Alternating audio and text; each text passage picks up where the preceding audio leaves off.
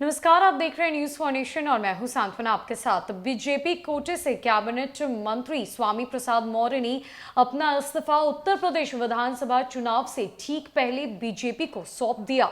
और बात करें आज की, तो आज ही स्वामी प्रसाद मौर्य समाजवादी पार्टी के साथ हो लिए। आज उन्होंने अखिलेश यादव से मुलाकात की और आधिकारिक तौर पर समाजवादी पार्टी को ज्वाइन कर लिया। लेकिन इसी बीच उनकी बेटी और बीजेपी सांसद का एक बड़ा बयान सामने आया है। उनकी बेटी ने बड़ी बात कहते हुए ये कह दिया है कि उनके पिता जो भी कर रहे हैं वो बिल्कुल ठीक है, उनके पिता बेहद समझदार है और आगे क्या कुछ होगा ये कहा नहीं जा सकता। ऐसे में स्वामी प्रसाद मौर्य की बेटी बीजेपी सांसद है और जब उनसे यह सवाल पूछा गया कि क्या वो बीजेपी में सांसद बनी रहेंगी, तो इस सवाल पर क्या कुछ कहा है स्वामी प्रसाद मौर्य की बेटी ने और अपने पिता के लिए कौन सी बातें उन्होंने कह दी है, आइए जानते हैं। यूपी में विधानसभा चुनाव से पहले बीजेपी में कैबिनेट मंत्री स्वामी प्रसाद मौर्य का इस्तीफा देने से उथल फुथल मची हुई है। इसी बीच स्वामी प्रसाद मौर्य की बेटी और बदायूं सीट से बीजेपी सांसद संघमित्रा ने खास बातचीत में बड़ा बयान दिया है। उन्होंने कहा है कि स्वामी प्रसाद मौर्य जी हमेशा पिछड़ों के नेता रहे हैं और ये भारी जन समर्थन इस बात का गवाह है।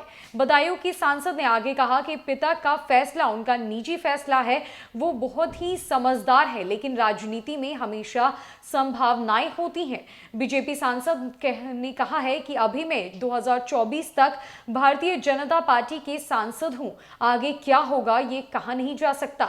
इसके पहले बीजेपी सांसद संघमित्रा ने कहा था कि उनके पिता किसी पार्टी में शामिल नहीं हुए हैं, वो आगामी 2 दिनों में अपनी रणनीति के बारे में सभी को जानकारी देंगे। उन्होंने साफ कहा है कि उनके पिता ने किसी भी पार्टी में शामिल होने की सहमति नहीं दी है, लेकिन आज समाजवादी पार्टी का दामन स्वामी प्रसाद मौर्य ने थाम लिया है। बता दें कि उत्तर प्रदेश में विधानसभा चुनाव कार्यक्रम की घोषणा होने के चौथे ही दिन मंगलवार को राज्य सरकार के श्रम एवं सेवा योजन मंत्री स्वामी प्रसाद मौर्य ने मंत्री पद से इस्तीफा दे दिया था। मौर्य ने अपना त्यागपत्र राज्यपाल को भेजा था। मौर्य आज समाजवादी पार्टी में शामिल हो गए हैं। दरअसल उत्तर प्रदेश में 7 चरणों में चुनाव होंगे। यूपी में इन चरणों के तहत 10 फरवरी, 14 फरवरी, 20 फरवरी, 23 फरवरी, 27 फरवरी, 3 मार्च और 7 मार्च को मतदान होगा, जबकि 10 मार्च को चुनाव के नतीजे आएंगे।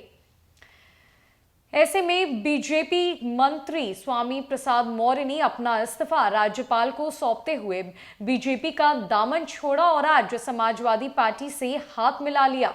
ये जब से उत्तर प्रदेश के विधानसभा चुनावों की तारीखों की घोषणा हुई है, तब से बीजेपी को एक के बाद एक धक्के लग रहे हैं। लगातार कई मंत्री और विधायक बीजेपी का साथ छोड़ रहे हैं और इसी कड़ी में सबसे पहले स्वामी प्रसाद मौर्य ने बीजेपी से अपना इस्तीफा दिया, जिसके बाद उनकी बेटी का ये बड़ा बयान सामने आया है।